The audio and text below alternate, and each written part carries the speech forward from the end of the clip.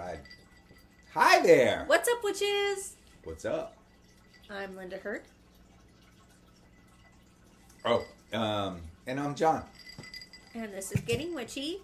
And today we are talking about the Norse pantheon of gods and goddesses. Yes, we are starting our series. We talked about it about a week and a half ago, maybe a week ago. Time all kind of blurs together when you work in retail. That we were going to do it, and, you know, thank you for your patience, blah, blah, blah. But now we're finally doing it. The pantheons are much more detailed when you really dig into them. Like, there's some crazy situations, crazy accusations from, you know, Zeus becoming a swan and enveloping a girl and taking her. And not just any girl, but his own sister. And there's that. We'll get into that when we discuss the Greek gods. Yeah, to the Norse. Well, I mean, was it Odin's Frigg or Frigg? That's not his sister too, right? No. You sure? I don't think so. I mean, she's the wife of Odin, but I don't think okay. she's his sister. Well, I mean, the whole fucking lineage of the Norse all of that. Well, no, because Greek and Roman, their lineage is pretty clear, and you can identify who they represent in the other. But Norse, I think, is a little more predated. So, like, the main source of information are poems. Right. But when you get down to it, like, all of the pantheons are messed up in one way or another.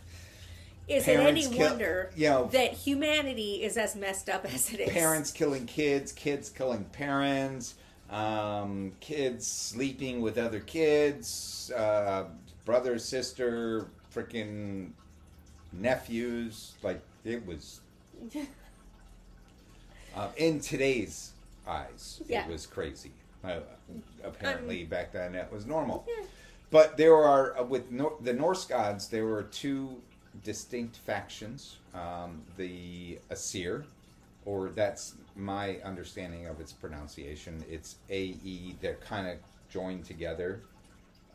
S-I-R, and then what I have deciphered as Vanir, V-A-N-I-R, which you pronounce as Vanir. Vanir. You know what's the proper? Could be either one.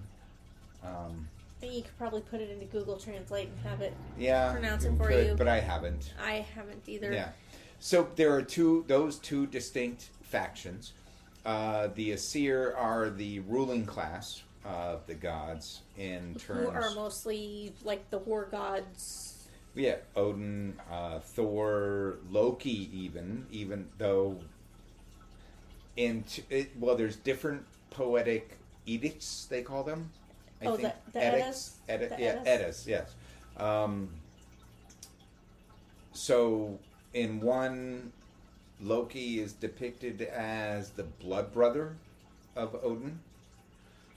The other, that the son of Odin, or the son of a Jotun. There are two names I can't think of off the top of my head, but they did it in the Marvel movies, so you guys should know what I'm talking about. So he was son of giants. Jotuns are giants in Norse or Icelandic vernacular. Okay, and then you have the Vanir, who were the fertility gods. The fertility gods, not just the fertility gods. Prosperity, abundance. Commerce. So they were equally important, not necessarily equally powerful. Obviously, the war gods, they wreaked havoc and violence, whereas, you know, the commerce, they just imposed sanctions on you. Sorry, no political humor. Anyway, so I'm gonna do the male gods, or she's gonna help me, but I'm gonna do the the gods, and she's gonna do the god. Well, see, I personally view them all as gods. I don't do the goddesses, the gods. I don't. They're all gods. Yes. And I feel the same way. To separate them into gods and goddesses is to diminish the goddess. Well, yes. In my opinion. Yes, to diminish their value and importance. Because you're separating them. Right. You know. But anyway. So, do we want to start with the goddesses, or? I mean, we can. Okay. So, I'm going to go ahead and start with the most known of the Norse goddesses, even though there are very few stories or poems about her, because... Other than being the wife of? Well, no, she's not. Oh, I'm sorry. I thought you were starting with someone else. No, she's the sister and the female counterpart of Freyr. Her name is Freya. She was the goddess of war and fertility. But she was removed from a lot of the stories because when they were translated by the Christian monks, they did not like the fact that she was so free and Freya. Nonchalant about taking lovers. They viewed her as a woman of loose morals and low character, so they kind of obliterated her. But she is the goddess of war, of fertility, battle, and death. She is the daughter of, I don't know how his name is pronounced, if it's Njord or Yard, but she's the sister of Freyr. She is of the Vanir. Both of her parents were Vanir. Right. And she is credited with the with the evil act of teaching witchcraft to the Aesir gods, including Odin. Interesting. Really interesting when Odin is supposedly the god of witchcraft or magic. Not witchcraft, but magic. Well, he's the god of it, but she's the goddess of it. So yeah, but she taught him, so that's not really. He's not really the god of it if he learned it from another god. So you're saying if a high priest learns something from a high priestess, he's not a high... The high priest? I mean, in the eyes of other men, yes. But again, she we is are the talking superior. about in the Well, eyes. I'm just, what I'm saying is that she is the superior. If she's teaching him, what are the odds and what is the likelihood that a student of any thing will know everything the teacher knows after completing the course? Not likely. My point. So she was still the superior, but he is classified as the god of magic. But again, this is because Christian monks did not like her, and so erased a lot of her stories. She is said to have been married to one god. And this is the thing, is it's kind of strange because he disappears. His name was, I think, Od or Od. OD. You looked like you were going to throw up there, OD, or it was spelled OD or ODR. Overdose? But he disappears, and following his disappearance, she sheds tears of gold for him, and when those tears of gold hit the ocean, they turn into amber. But then she's never again connected I'd rather have the gold to anybody as a wife. She takes many lovers, but never again is associated with anybody in the confines of marriage. And she is the leader of the Valkyries. So she shares with Odin the right to claim the lives of soldiers who have died on the battlefield. Okay. So, in my opinion, like, she's probably the biggest badass goddess of the Norse. Without a doubt, if she's the head of the Valkyrie were badass. Yeah, I don't even mention them, but, because they are female. That's a female battle brigade. Right. But she's the leader of the Valkyries, and so she can claim half of the souls of the soldiers that died on the battlefield. The other half go to Odin. Okay. All right. So, who do you got? And that was just one? That was just one. That was Freya. All right. So, as we mentioned earlier, there are the Aesir and Vanir. Now, before there were the gods, there was the Great Void. The pronunciation of it, I am going to completely assassinate if there... Do I need to start over? No. If there are any viewers from the Norse or Icelandic countries, I apologize. I am not trying to do dishonor to your language. However, so this is spelled Ginnungagap, Old Norse, and is Ginnungagap, which means gaping abyss or yawning void. I think I mentioned this earlier. So the two created drops of water, which created Ymir, who later died at the hands of Odin and his brothers. Then you have Borr, Borr, who is the father of Odin, Vili, and Ve, Vili and Ve, with a little hyphen at the top of it. The accent.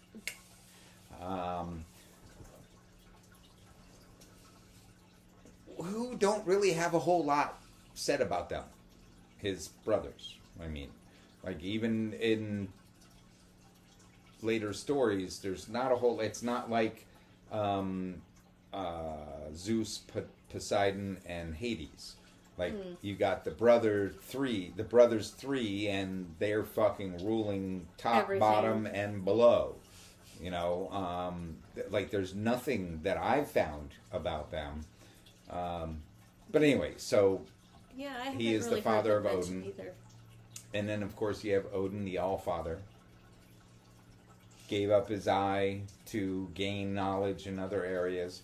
Had the crows, the sacred crows, and the wolves to, like, let him know what's going on. And then, of course, Thor, the god of thunder. To some degree, Marvel has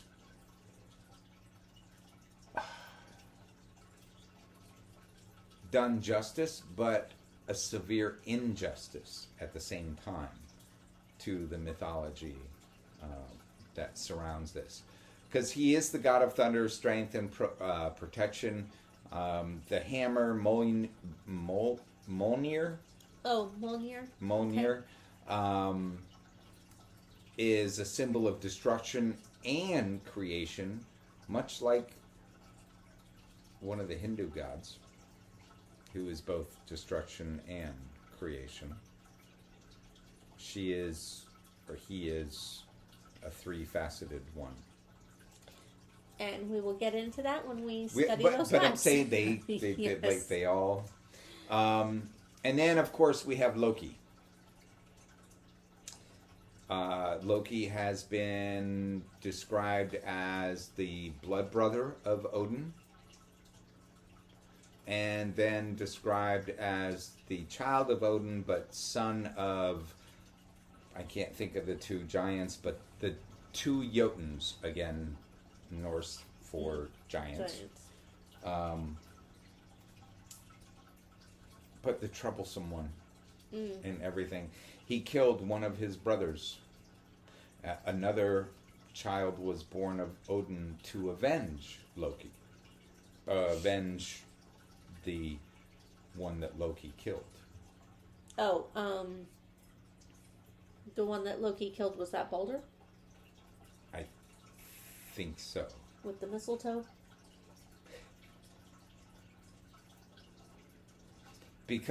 So that, thank you for reminding. So when the goddess, who was Balder's mother?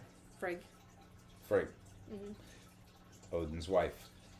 She made all living creatures, all living things, swear because she loved Balder so much and found his beauty to be so supreme that she made all living things swear to never harm him. The only living thing that did not swear to that was the mistletoe. And years later, Loki creates a situation where the mistletoe, because it has thorns, if I remember, doesn't it? There's something. I mean, there has to be something about the mistletoe that could actually harm a person. Well, it's not like they're going to eat it. No. I forget the story.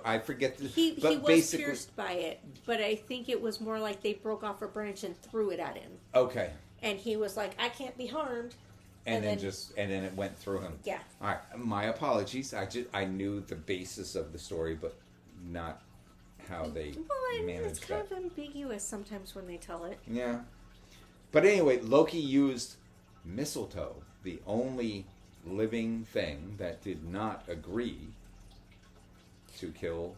Because if I remember correctly, at the time that she asked for the vow, the mistletoe was too young to say yes or no. And then Loki kind of used that to his advantage. Right. That, let's do something really cool and right. And killed Balder. He was known as Balder, speaking of him, was known as the god of light, joy, purity, and apparently the summer sun. Okay. I can see that. So Vale is the brother that avenged him, apparently. Okay. I mean, I could continue because there's so many friggin'. I've got 4 more.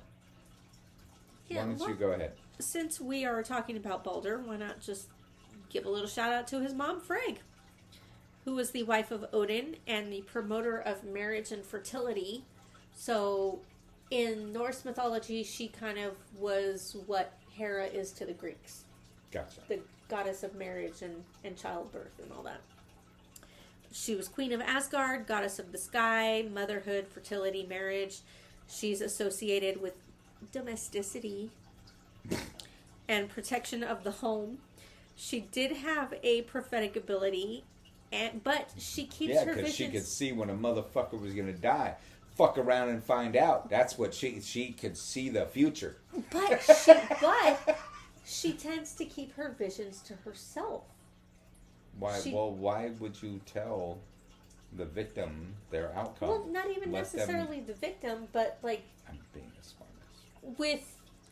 I'm being a smartass. I know you are, baby. And that's one of the many things I love about you. But with other pantheons or traditions, like if somebody had like with the Greeks, the oracle at Delphi, when they had a vision. Is it Delphi or Delphi? I have no clue. Okay, because I still pronounce it Delphi. We'll get into that when we talk about it. There are so many. Goddamn, there are so many motherfucking pantheons, and they are all fucking related. Yeah, anyway. They are very similar. Anyway, but no, I didn't say similar. They're fucking related. Anyway. But anyway, like with the Greeks, if the oracle at Delphi had a Delphi, whatever, had a vision, like, they would share it with whoever they were having the vision for. But Frigg would not share her visions. She would keep them to herself. So she was a greedy bitch. Well, no, it's not even necessarily that, but she was cautious. True. But I bet even she didn't see the death of her son coming. No. Although maybe she did, and maybe that's why she asked all the plants to make the vow. And hope that she got them all. That seems more likely. Yeah. So, anyway. Your next one? The next one is... Well, I mean, all the rest of these I've barely even heard of. Well, there's Sif, the wife of Thor, who was... Well, see, that's what I do. That pissed me off about the fucking Marvel movies. We're not getting into this right now, but Sif is a badass warrior in the Marvel movies, but she's like, basically, it's like, hey, what's up, bro? Whenever, like, they're together and or in the same scene. There's no energy there whatsoever. Yeah, no inkling that she was actually his wife. And let's not forget about how he reacts to and responds to the Earth bitch. Played by, was it Portman? Natalie Portman, yeah. But, yeah, they totally...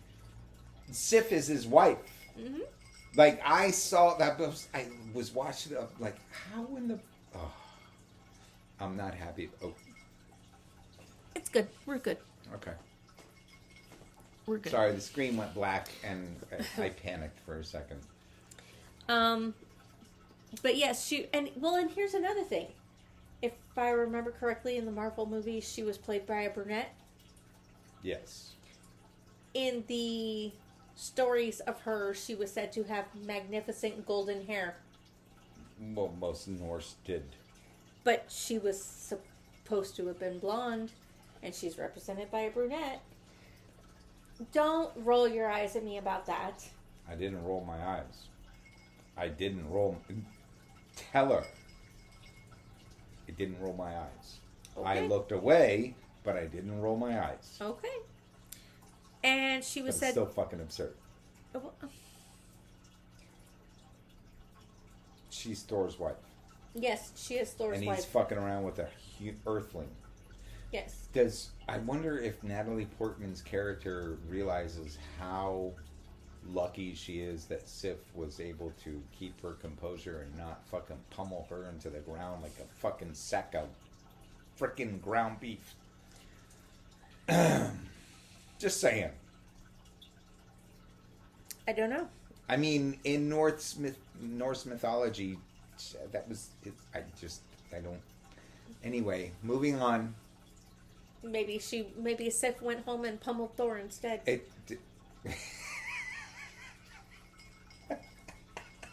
What? I bet he had fun too. Anyway, moving along. I will forego my obsession with this particular subject because it annoys me that Marvel anyway.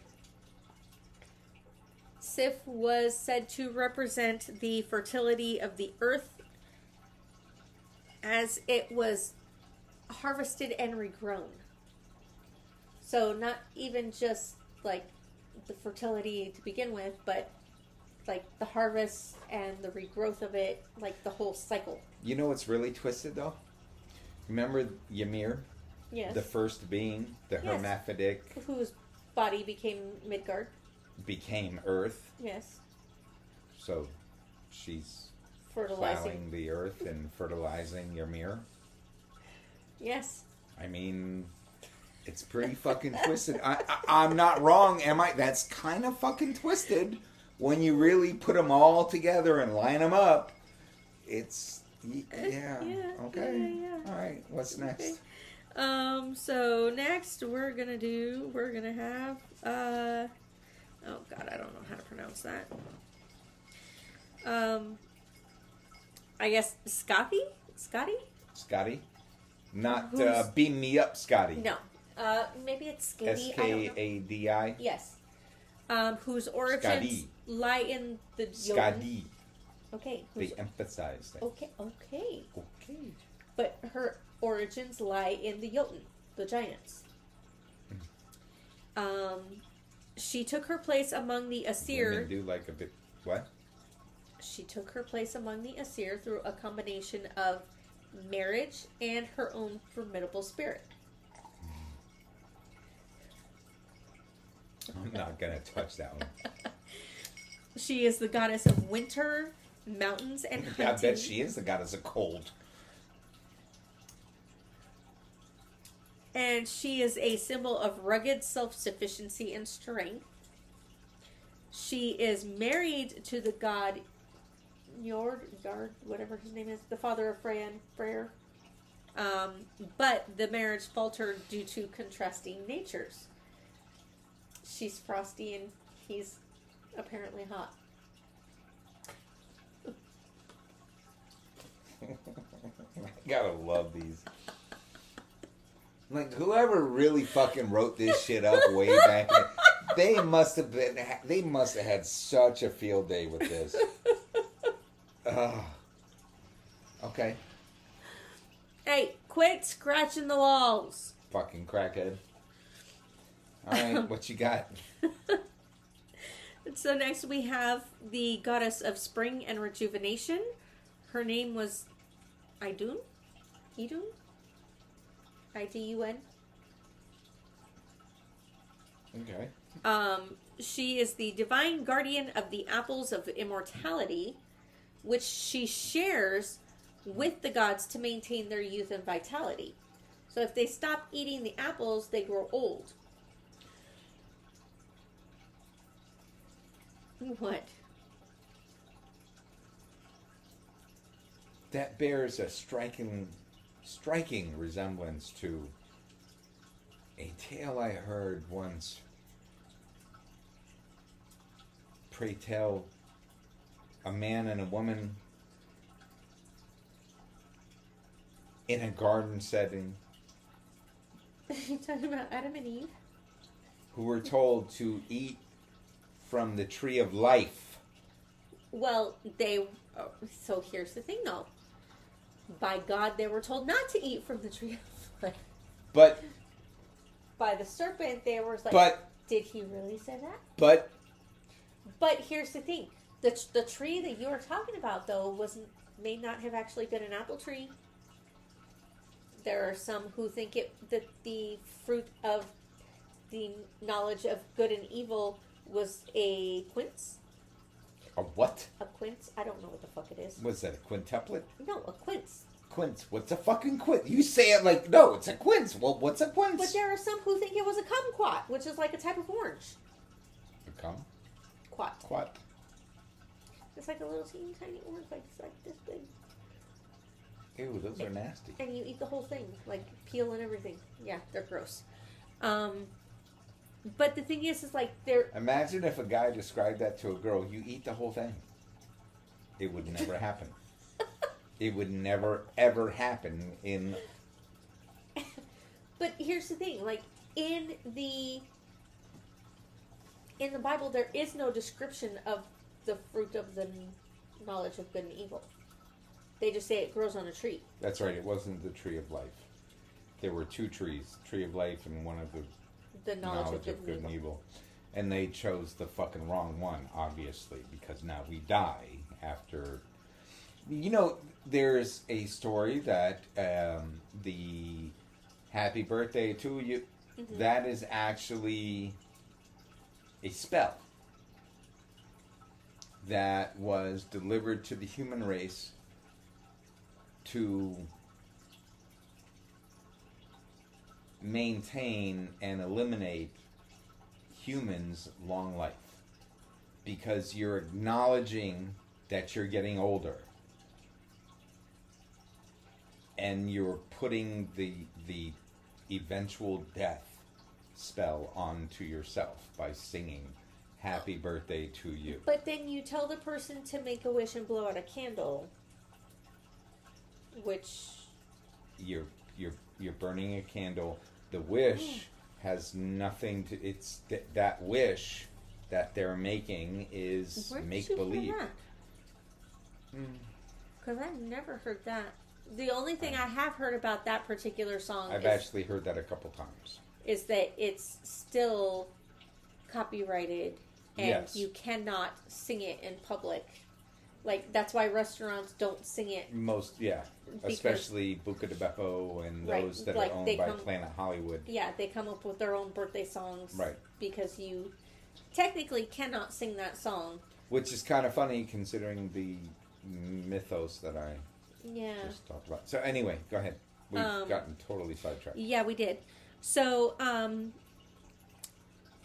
Idun was at one point kidnapped by the giant Yazi.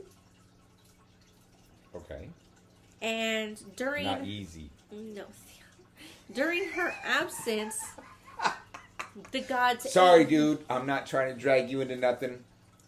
The gods aged rapidly because she was the keeper of the apples of immortality and youth. So she was eventually recovered through Loki's. Well, Loki had his moments of being a good guy once in a while. After he got beat to shit by fucking Hulk.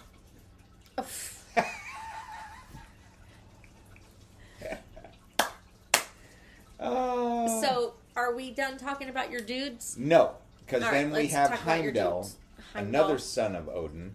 Yes, Heimdall, the guardian of the Rainbow Bridge. What's it called? I don't know. What he said? He puts a sword in, and they go to Earth. The Rosen frickin' something bridge. Oh my god! People, help me out here. What's that on the screen? Anyway, so one of Heimdall's main tasks is he has the sword for opening up the bridge to Earth, but he also has a horn. The horn is, how's it pronounced? Yellowhorn. When he blows that horn, shut up. Oh my god. When he blows that horn, that signifies the beginning of Ragnarok. The end the end of days. Yes. But interestingly, Heimdall is mentioned as the shiniest of all gods. Yes, and the way some of the poetic edicts describe him, he basically sounds like an albino. Like, he is bright white. The same way they described Noah. Noah supposedly, other than his eyes, he shone like the sun. If you're in Arabia and you're born an albino, what would they use to describe you? You shone like the sun. You are not like them. Right. Of course, they also mention his eyes shining like the sun. So that's a little bit different. But anyway, Heimdall apparently was referred to by his own people as the shiniest of all. So there's that. And then Hod, the ill-fated twin brother of Balder, he was known as the god of darkness. I like him already. Hod and Balder await Odin's death. It is foretold that when Ragnarok begins and ends, those two brothers, the twin brothers, will rule the realms in Odin's stead because he will be gone. Oh. Yes. There's nothing like, family camaraderie and, working together. And then apparently I felt the need to put Freyr twice. Yes, you did. A brother of the goddess Freya. He is a god associated with sacral kingship, which when I first read that, I'm sorry if this offends anybody or freaks it. My nutsack, because he said sacral kingship. So the only sack I have kind of shriveled up instantly. Kind of like when you're standing about 500 feet above a canyon, like at the Grand Canyon, and looking straight down. Except for you who like to sit at the edge and take pictures of your feet dangling over. Yeah, I've done that. Yes, I know you have. You sent me the pictures. But I wasn't talking about that.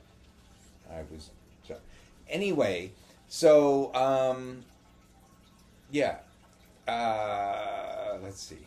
Well, he also rules over fair weather and is even said to be a fertility god, like his twin sister. Yeah. So sacral kingship, though, doesn't.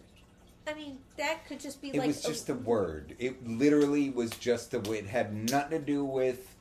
Like, I'm not a weirdo. Well, I am, but it had not. What the fuck? You. Baby, you're my kind of weirdo. Anyway, I think we're done for the evening. Finish what you were saying. I don't remember what I was saying. Something about sacral kingship. Just the word sacral. Okay. That's like moist for some people.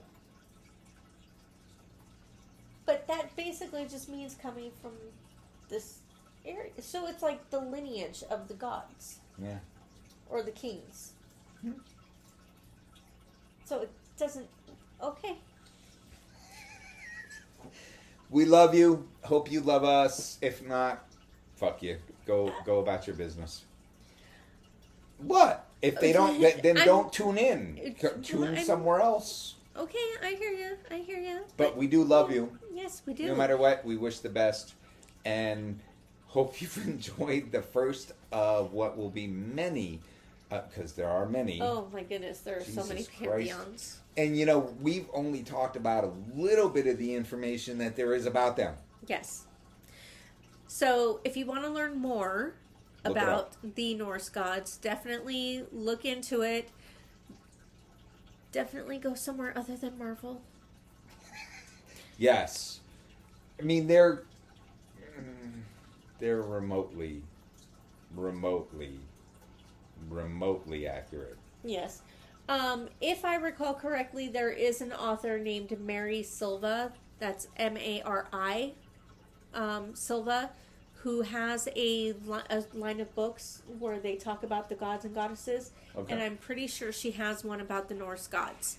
So definitely look into her. She is very knowledgeable. And she writes in a way that it's very easy to understand, even for like the biggest of dumbasses. And no, she didn't ask for us to mention her. No, she didn't. She doesn't even know I exist, which is cool. But I did want to say thank you though, because our podcast on YouTube has reached 500 views altogether. So thank you.